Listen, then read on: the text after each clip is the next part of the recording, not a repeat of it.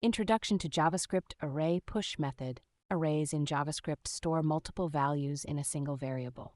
The push method is a fundamental function in JavaScript used to add new items to the end of an array. The push function also returns the new length of the array.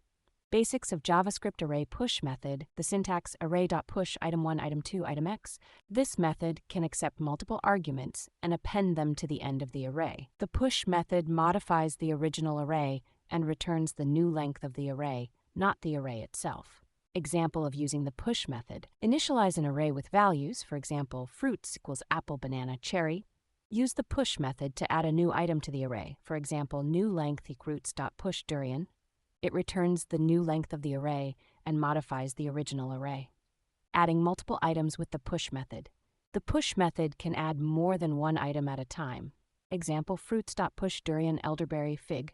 Tips, tricks, and common pitfalls. The push method returns the new length of the array, not the updated array. The push method modifies the original array. Use the concat method or spread operator to keep the original array unchanged. The push method can add elements to an array in a loop. Be cautious about performance issues if the array is large.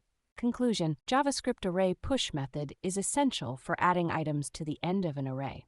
Remember that it modifies the original array and returns the new length. Understanding and applying these properties can help to avoid common mistakes and use the function most effectively.